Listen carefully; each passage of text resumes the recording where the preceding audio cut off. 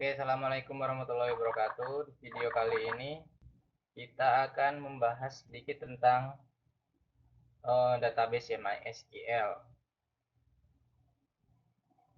Yang pertama kita lakukan yaitu install dulu SAMPP.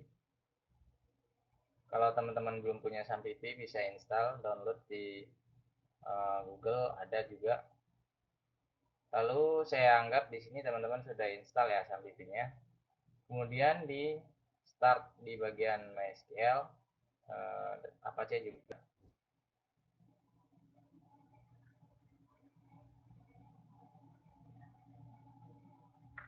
Kemudian kita coba masuk ke localhost. Bisa ya.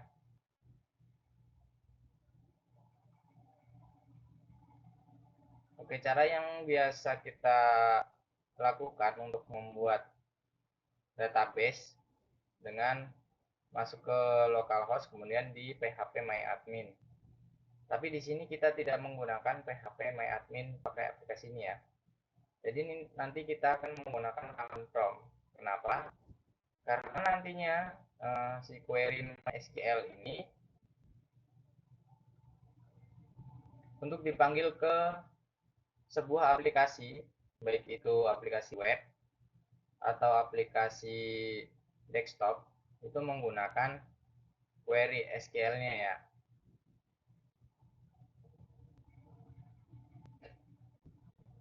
Oke, ini kan kalau di sini semuanya simpel ya, tinggal klik klik klik.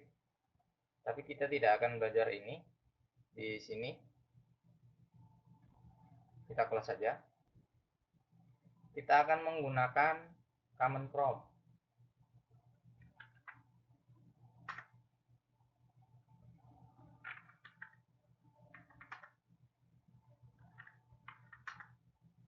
Kemudian kita masuk ke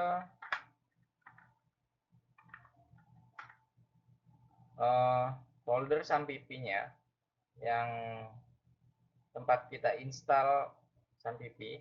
Kemudian masuk ke directory SAM, kemudian ke bin, lalu terbalik, MySQL bin. Nah, kemudian di sini kita bisa masuk ke MySQL. Kemudian untuk melihat database-nya, kita ketikkan perintah data basis. Nah, di sini cuma terlihat ada 2, artinya kita belum sebagai admin di sini ya.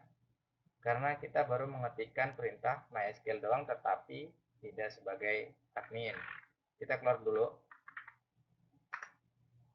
Kita masuk sebagai admin yaitu dengan cara ketikkan perintah seperti tadi MySQL, kemudian strip foo new user, kita ketikkan defaultnya aja root, kemudian password. Nah, di sini kita disuruh memasukkan password ya. Tapi password di sini biasanya kalau awal penginstalan itu dikosongkan ya, atau biasanya root. Di sini kosong sepertinya, kita langsung enter aja. Ini sudah masuk ke admin ya. Kita cek, coba show data basis. Nah, ini baru kelihatan semuanya database yang pernah kita buat atau yang pernah dibuat dari sistem itu sendiri. Oke, kemudian langkah pertama kita coba untuk membuat database. Caranya, ketikkan perintah create database, lalu nama database-nya. Kita coba dengan MHS misalnya. Lalu titik koma, kemudian enter. Query oke. Lalu kita lihat database-nya sudah ada apa belum. Oke, sudah ada di bagian sini ya, MHS. Kita besarkan dulu. Oh, nggak mau. Kita tengahkan. Oke, setelah database-nya ada, kemudian kita gunakan dulu use, ini kan perintah use, kemudian nama database-nya. Ini sudah masuk ke dalam database MHS. Kemudian kita lihat tabelnya, masih kosong ya. Kita buat dulu tabelnya. Misalnya tabelnya namanya tabel coba aja, coba. Dan cobalah kelas.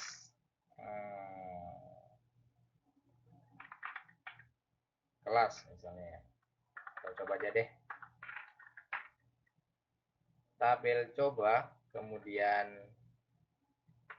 kurung buka, kita enter dulu. Lalu ini yang pertama kita ketikkan ID misalnya. Kemudian tipe datanya integer. Kemudian kita buat primary key. Kemudian auto increment, ini untuk membuat secara otomatis ya. Kemudian npm misalnya. Terus tipe datanya lancar. Kita ada 8 ya. 8 digit, ada yang 9 juga. Kemudian nama 100 digit misalnya. 100 karakter. Kemudian udah ya. Lalu kita tutup kurungnya, kemudian titik koma. Enter. Oke. Kita lihat tabelnya dengan perintah show tables. Oke, muncul ya tabel coba namanya. Tapi masih kosong ya. Belum ada isinya.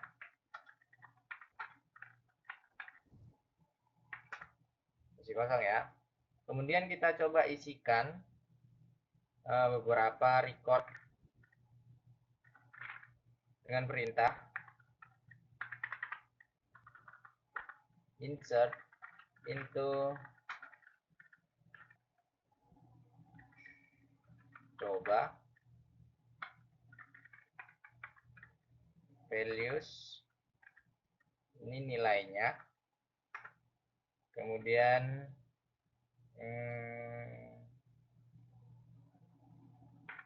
koma ya, 20 koma balik.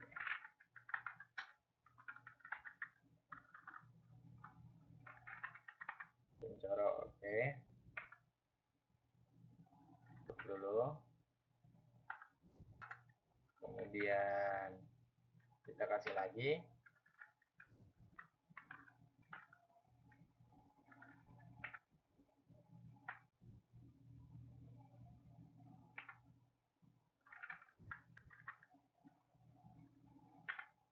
Asal aja nggak apa ya.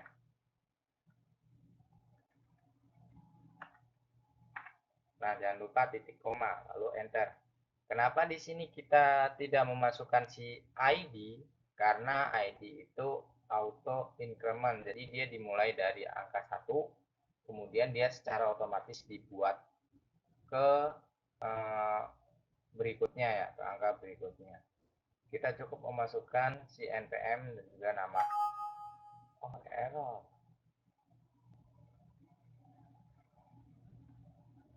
Kita coba lagi. Tapi harus minta isian ya.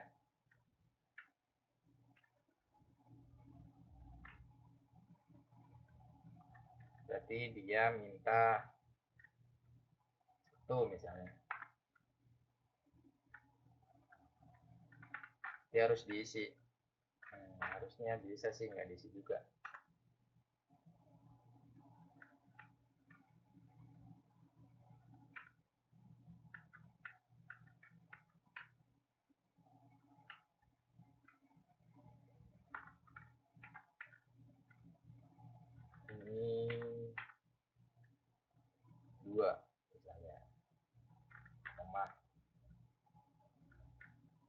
lagi, enter.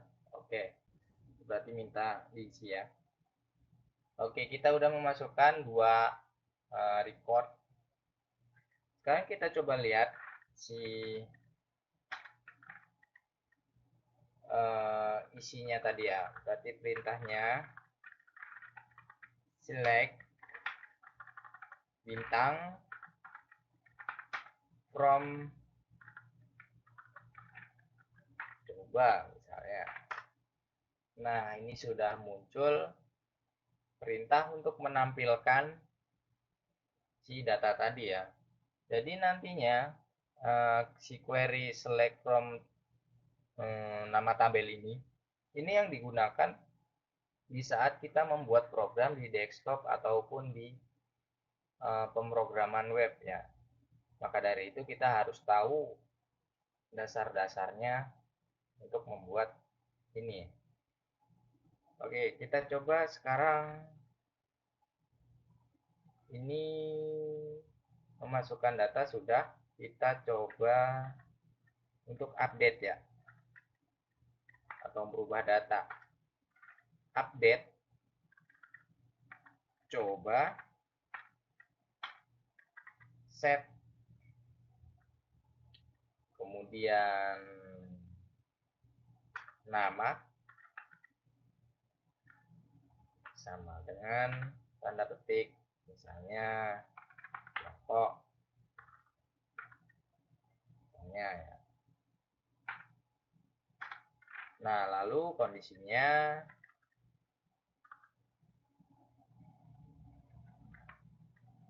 where, oh ini ada tab sih.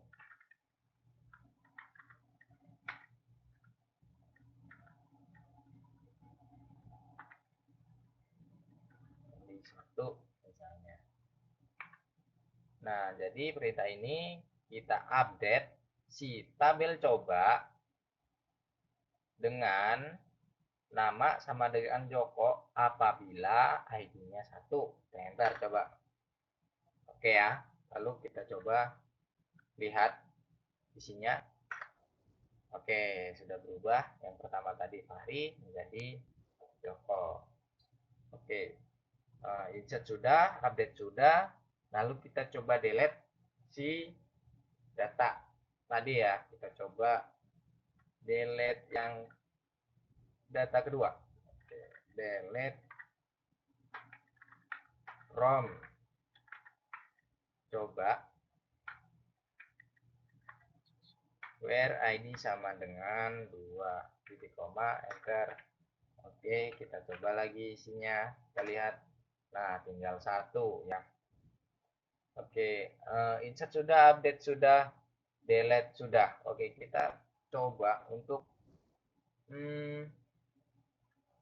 merubah si tabel tadi ya. Rubah namanya. Kita coba rubah namanya dulu. Misalnya kita rubah nama si tabel coba tadi menjadi yang lain ya.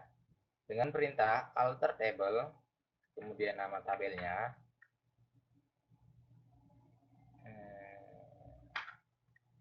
lalu rename, misalnya coba menjadi mahasiswa, gitu ya, koma, enter. Oke, sekarang kita lihat nama tabelnya dengan perintah show tables. Oke, sudah berubah ya. Jadi awalnya tadi tabel coba, ini menjadi tabel mahasiswa.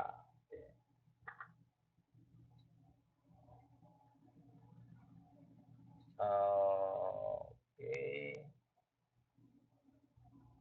Sekarang kita coba merubah si nama kolomnya ya. Kita coba ya.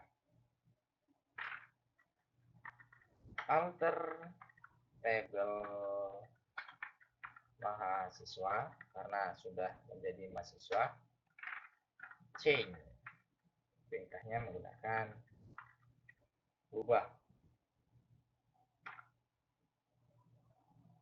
Kita rubah, lalu nama kolomnya misalnya npm spasi, lalu nama barunya misalnya NRP, karena sebagian Anda pakai NRP juga. Lalu tipe datanya, misalnya 9, atau kita samakan aja 8, dan titik koma, enter. Oke, sekarang kita lihat si mahasiswa tadi ya, describe, perintahnya describe.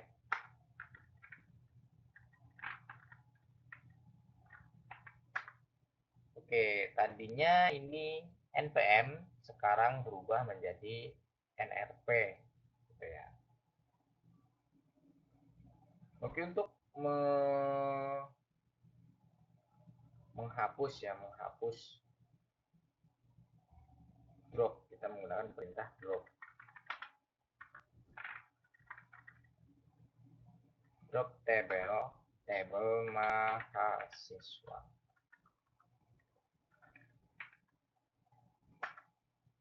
Oke, sekarang kita lihat di tabelnya, kita tahu tidak, kosong ya, si tabel mahasiswa tadi sudah terhapus. Lalu kita coba hapus database-nya ya.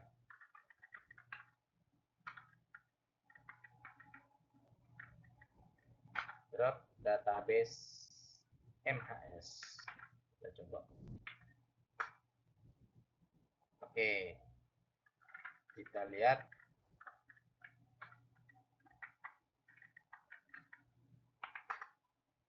Oke, sudah hilang si database MHS tadi.